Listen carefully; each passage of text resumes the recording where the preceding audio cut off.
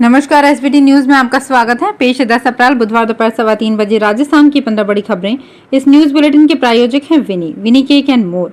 तो सबसे पहले एक नजर डालते हैं आज की हेडलाइंस पर।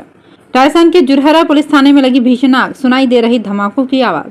राम मंदिर में स्थापित हुई 1.5 क्विंटल की रामचरितमानस। पतंजलि विज्ञापन केस में रामदेव बालकृष्ण का माफीनामा खारिज, सुप्रीम कोर्ट ने कहा अदालत की अवमानना हुई, कार्यवाही के लिए तैयार रहें।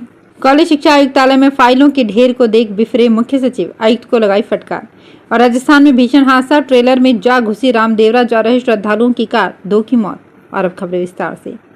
राजस्थान के डीग जिले के जुरहरा पुलिस थाने में भयानक आग लग गई। आग लगने से लगातार धमाकों की आवाज आ रही है। जुरहरा थाने से उठ रही आग की लपटें और धुएं का गुबार देखा जा सकता है। थाने में जब्त वाहनों को भी आग ने अपनी चपेट में ले लिया है। माल खाने में भी आग लगने से लाखों रुपयों का नुकसान बताया जा रहा है। आग पर काबू पाने के लिए हरियाणा से भी दमकल की गाड़ियां मंगवाई गई हैं। फायर ब्रिगेड की गाड़ियां घंटों से आग बुझाने का प्रयास कर रही हैं।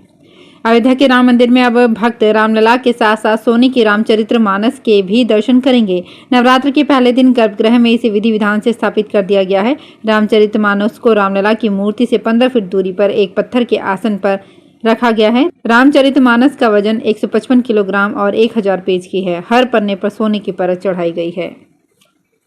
पतंजलि के विवादित विज्ञापन केस में सुप्रीम कोर्ट ने बुधवार को बाबा रामदेव और बालकृष्ण के दूसरे माफीनामे को भी खारिज कर दिया। जस्टिस हिमा कोहली और जस्टिस अमानतुल्लाह की बेंच ने पतंजलि के वकील विपिन सांघी और मुकुल रोहतगी से कहा कि आपने कोर्ट के आदेश का उल्लंघन किया है, कार्यवाही के लिए तैयार रहें।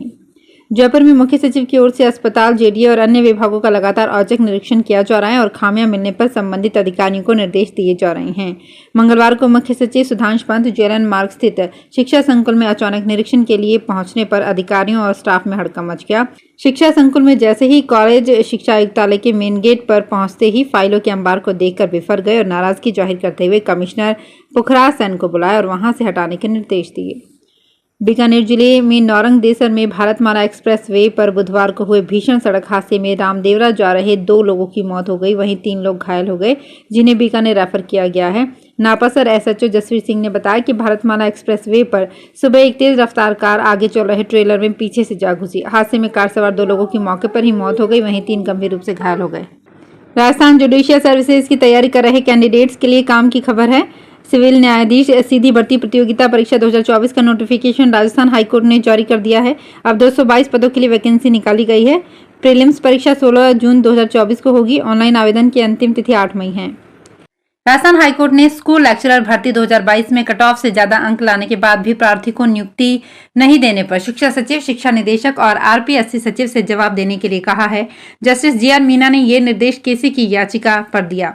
वहीं भर्ती में प्रार्थी के लिए एक पद खाली रखने का भी निर्देश दिया है। कांग्रेस पार्टी के महासचिव व पूर्व कैबिनेट मंत्री जितेंद्र सिंह कांग्रेस प्रत्याशी के प्रचार में बुधवार को अलवर आए। बीजेपी के बड़े नेताओं पर हमला बोलते हुए कहा कि मोदी की गारंटी मजाकिया है, पहले वे 10 साल की गारंटी पूरी करें। अलवर की जनता के बीच आने वाले बड़े नेता बताएं कि क्या काम अलवर के लिए किए हैं। जितेंद्र सिंह ने बुधवार को फूलबाग में ये बात मीडिया से कही। शराब घोटाले में तिहाड़ जेल में बंद आम आदमी पार्टी के सबसे बड़े नेता अरविंद केजरीवाल की मुश्किलें थमने का नाम नहीं ले रही हैं।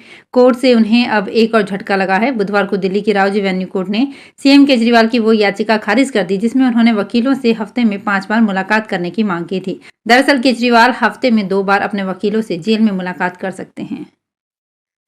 जयपुर इंटरनेशनल एयरपोर्ट पर 4 एयरलाइंस की 10 फ्लाइट्स कागजों में ही उड़ान भर रही है। दरअसल एयरलाइंस ने अपने फ्लाइट शेड्यूल में कई ऐसी फ्लाइट्स अप्रूव कराई है जो अब तक शुरू नहीं की जा सकी है।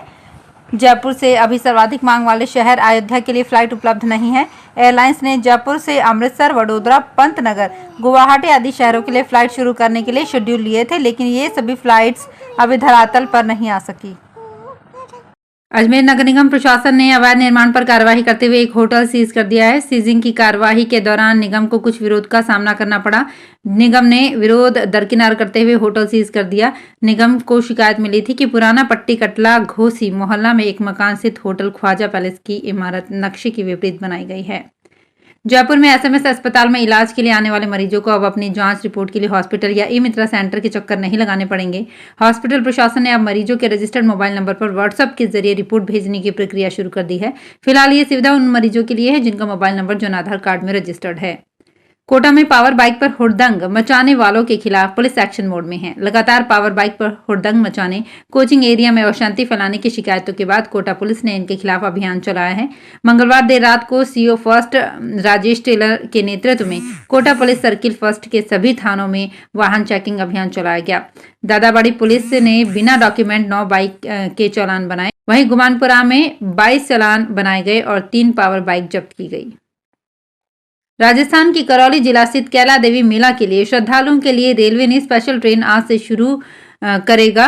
रेलवे प्रशासन ने आगरा कैंट गंगापुर सिटी आगरा के बीच मेला स्पेशल ट्रेन चलाने का फैसला लिया है। ये ट्रेन दोनों दिशाओं से 10-10 ट्रिप लगाएगी। इस गाड़ी में 2 जनरल कोच, 6 स्लीपर और 2 SLR कोच सहित कुल 12 कोच होंगे। ये मेला स्पेशल ट्रेन दोनों दिशाओं में 10 अप्रैल से 19 अप्रैल तक चलेगी। राजस्थान कर्मचारी चयन बोर्ड ने प्रतियोगी परीक्षाओं में नकल और फर्जीवाड़ा करने वाले अभ्यर्थियों के खिलाफ बड़ा एक्शन लिया है। बोर्ड ने 338 अभ्यर्थियों पर आजीवन प्रतिबंध लगा दिया है। इसके बाद ये अभ्यर्थी राजस्थान में होने वाली किसी भी सरकारी भर्ती परीक्षा में हिस्सा नहीं ले सकेंगे। इनमें से किसी को भी प्रदेश के किसी सरकारी विभाग में नौकरी नहीं मिलेगी। इसके अलावा बोर्ड ने विभिन्न भर्ती परीक्षाओं में फर्जी स्पोर्ट्स सर्टिफिकेट जमा कराने वाले 14 अभ्यर्थियों की लिस्ट भी जारी कर दी है। इनको बोर्ड ने 29 अप्रैल तक अपना पक्ष रखने का मौका दिया है। अगर बोर्ड को 29 अप्रैल तक कोई संतोषजनक जवाब नहीं मिलता है तो बोर्ड इन अभ्यर्थियों पर भी प्रतिबंध लगाने के साथ कानूनी कार्यवाही करेगा। बोर्ड ने पिछले दिनों आयोजित भर्ती परीक्षा में 338 अभ्यर्थियों के नकल और फर्जीवाड़ा करने की शिकायतें सामने आई थी। तो फिलहाल इस बुलेटिन में इतना ही। फिर हाजिर होंगे कुछ और बड़ी खबरों के साथ। अगर आप भी अपने आसपास की छोटी बड़ी और महत्वपूर्ण खबरों से अपडेट रहना चाहते हैं तो सब्सक्राइब कीजिए हमारे चैनल SPT न्यूज को और प्रेस कीजिए बेल आइकन पर।